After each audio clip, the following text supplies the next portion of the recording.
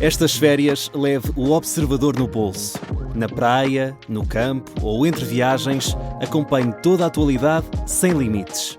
Assine com 40€ de desconto e habilite-se a ganhar uma estadia de 2 noites num dos hotéis boutique da Small Portuguese Hotels. Este verão, desligue da rotina, não da informação. Assine em observador.pt.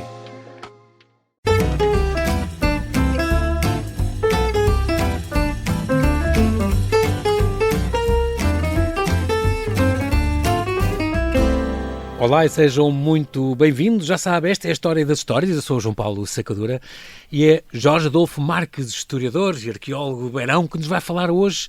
Nós fomos avançando nesta semana desde a pré-história e monumentos megalíticos da Horca que nós falámos, aquela anta do princípio de segunda-feira, até hoje, sexta, quando falar das casas-torres de Lafões, ali para a zona de Vozela. No fundo, uma forma de habitar. Vamos falar das casas onde morava a nobreza medieval. Vamos a isso. Jorge, bem-vindo. Vamos a isso. Muito obrigado. De facto, nós avançámos. Temos vindo aqui a fazer uma viagem no tempo. Começámos lá na longínqua pré-história, no Neolítico final, e viemos aí pelos romanos e pela Idade Média, mais antiga, o período da Reconquista, e agora chegámos aqui a um período bastante interessante, que é, no fundo, chamada Baixa Idade Média. É aquela Idade Média mais próxima de nós, digamos, século XII, XIII, XIV... portanto, um período em que o Reino de Portugal já existe, às vezes com uma saúde um bocado débil devido a conflitos políticos que foram existindo, mas que estava perfeitamente consolidado. Um tipo de habitação muito curioso e que foi moda por toda a Europa. Nós encontramos este tipo de construção um pouco por toda a Europa, são as chamadas casas-torre. As casas-torre, que em latim, então, nos documentos medievais aparecem referidos como domus fortis, não é? Fortis, forte, não é?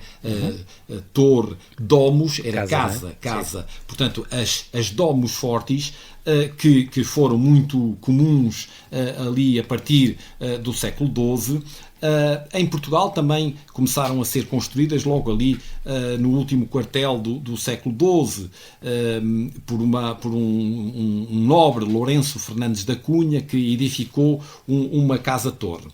Bom, estas casas-torre eram muito semelhantes àquilo que nós também costumamos observar nos castelos, a chamada torre de menagem. Não é? É uma torre, embora sendo uma torre que está no meio de uma estrutura defensiva, militar de maior dimensão. Aqui é muito bem. E as pessoas muitas vezes dizem que quando há uma casa-torre numa determinada localidade, como por exemplo aquelas que existem no concelho de Vozela, mas também aqui no concelho de Mangualde, a Torre de Gandufe, que está muito arruinada, mas que pode ser visitada. Aliás, todas elas podem ser visitadas. A Torre de Vilharigues, a Torre de Cambra, a Torre de Alcofra, isto para falar no concelho de Vozela. Todas estas torres têm, geralmente, as populações olham para elas e dizem que é o castelo. O castelo. Até na estrada encontram-se placas assinadas. O castelo de, para ali e tal. Castelo de Vilharigues. O Castelo de Vilharigues. O Castelo de Cambra. Portanto, há esta associação àquele edifício, àquela estrutura, a uma fortaleza. E o próprio nome, Domus Fortis, não é? Domus Forte, casa forte, casa-torre, leva também a esta associação. E elas, para além disso, têm uma característica arquitetónica, que é ter ameias na parte superior. Ameias como os castelos têm. As ameias, as ameias... Os marlões, não é? Exatamente. Tem uma característica da arquitetura militar medieval que tinha a ver com o tipo de defesa que era uma se questão de segurança, não é? Fazer a partir do interior para o exterior. Portanto, no fundo, era uma forma de quem os arqueiros ou os besteiros que se encontravam no circuito de ronda dos castelos, das muralhas defendiam dos as casas. castelos, Claro. conseguiam estar ali protegidos pelos merlões, mas no intervalo entre eles disparavam Podiam disparar umas setas e ou proteger-se, umas lanças. claro. Exatamente. Portanto, é um elemento defensivo. É um elemento defensivo dessa arquitetura. Estas torres também têm isso. Também tinham a coroalas, é tipo coroa, não é? Sim. Coroalas tinham esse sistema defensivo. Portanto, ainda era uma altura de grandes conflitos, podia haver, ainda era preciso construir essas casas nobres com essa defesa acoplada para proteger. Sendo que é mais como símbolo do que propriamente como elemento de guerra. Ok. É um símbolo. E quem é que constrói estas torres? Isto é o aspecto, aqui um aspecto importante. É uma nobreza que se instala no seio dos seus domínios, constrói uma casa. Mais tarde vamos ter, por exemplo, no século XVII e XVIII, temos os nobres constroem os seus solares, não é? No seio das suas quintas, e aqui a nossa região da Beira Alta e Viseu e a região do Oriente e todo o norte, todo o país, ao fim e ao cabo. Essa construção desses solares barrocos, até muitos deles, é curioso, muitos deles também têm torreões, esses solares do século XVIII têm a arquitetura, tem um corpo central e tem 2 torreões laterais. E a coroá-los tem a meias. Exato. Digamos, aquela, eu diria, nostalgia da Idade Média, da nobreza, para dar a ideia de grande antiguidade e grandes pergaminhos dessa nobreza, dos seus proprietários. Exato. Constroem, edificam esses palácios muito mais tardios com essas características da Idade Média. Ora, estas torres, estas casas-torres, são casas de habitação. Portanto, evidentemente que também no castelo e na torre de homenagem tinha os aposentos do alcaide, do senhor que comandava, digamos, aquele castelo. Mas aqui, estas torres, localizadas no seio das propriedades daquele nobre que constrói aquela casa. Mas é uma nobreza, com pelo menos um piso térreo, fechado, um primeiro, digamos, um primeiro piso e um segundo piso, todos eles sobradados, portanto... Com chão de madeira, tábuas, não é? Exatamente, sobrado, não é? O interior, a estrutura interior era em madeira. Portanto, o que é que nós temos hoje? O que é que nós encontramos em muitos sítios? É a torre, mas só as paredes da torre, porque o interior... Como era em madeira... Ardeu, apodreceu, caiu... desapareceu. Muitas vezes era canibalizado, como as pedras boas, não era? As pessoas iam lá, os vizinhos iam lá aproveitar as boas pedras e as boas madeiras, Exatamente. Aquelas torres que eu referi há pouco, por exemplo, a Torre de Vilharigues só tem 2 paredes intactas, quase intactas. A Torre de Câmara também está com portanto, apresenta um grau de destruição em pelo menos 2 das paredes. A de Gandufe, que eu referi também, em Mangualde, tem também só uma parede e não está intacta essa parede. Agora, fruto de trabalhos arqueológicos, é que foi possível também encontrar a planta toda da torre. Quer dizer, nós temos ali uma parede e temos outra parede, os vestígios no solo consegue descobrir há de ter as fundações das outras duas, claro. Exatamente. Claro. No caso, por exemplo, de Câmara e da Torre de Alcofra, no concelho de Vozela, elas têm, as portas estão lá. As portas estão lá. A Torre de Alcofra também é digna de ser visitada porque ela encontra-se toda intacta, digamos. Ela foi objeto de uma recuperação, de uma musealização do seu interior, com uma estrutura metálica que foi aplicada no seu interior. Aliás, como a de Vilharigues também, numa intervenção que foi algo polémica para algumas pessoas, porque a torre tinha só 2 paredes e foi-lhe aplicada uma estrutura paralelepipédica no interior, mas que permite hoje a quem a visita ter a percepção do que é que o senhor que lá viveu, com a família, do piso superior, qual era a percepção da paisagem. e é completamente que diferente de visitar uma torre dessas a nível do solo ou no segundo andar, exatamente, que eram os aposentos desse senhor.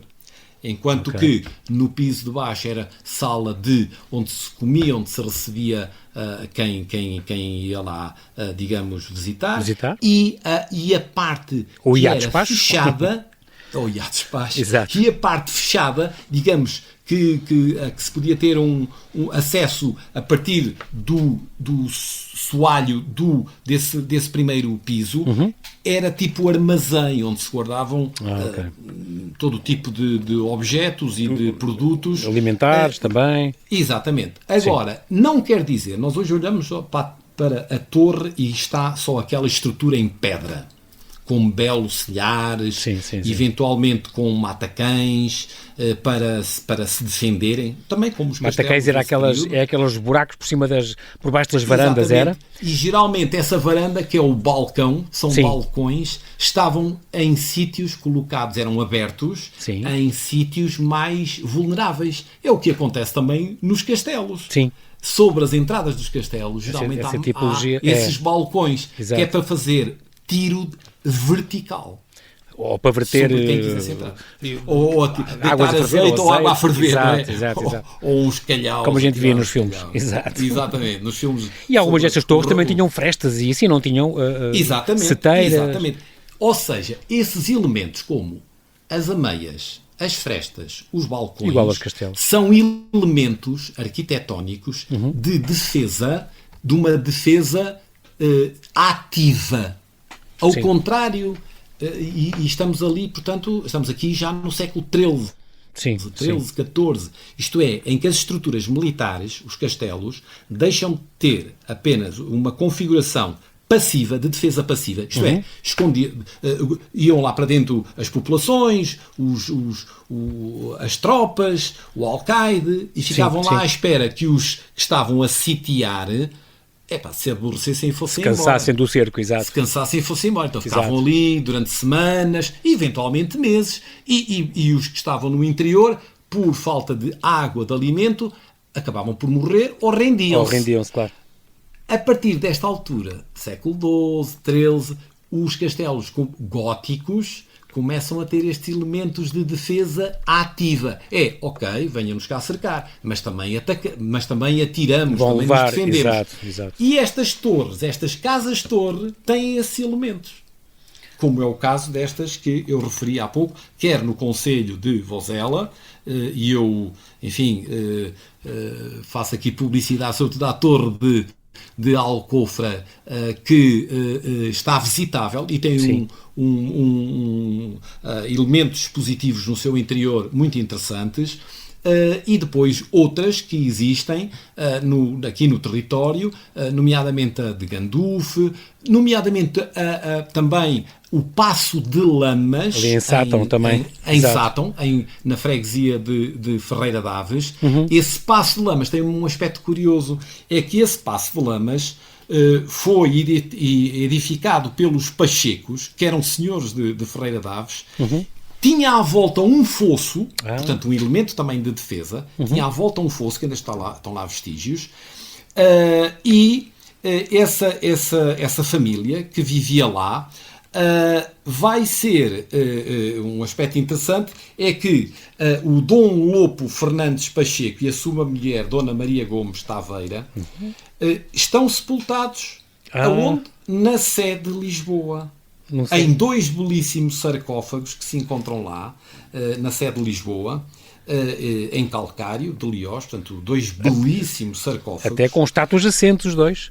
Exatamente, com estátuas em Liós, bonito. E que, veja-se bem, a relação entre essas estátuas, essas personalidades e esse Paço de Lamas, que tem uma torre e depois foi-lhe acrescentado um corpo já posterior, mas a torre original está lá, pode ser visitada, embora com autorização dos proprietários, porque aqui continua a ser habitação dos proprietários daquela quinta, mas em todo caso trata-se de um lugar extraordinário, como é, por exemplo, a Torre da Lagariça em Rezende.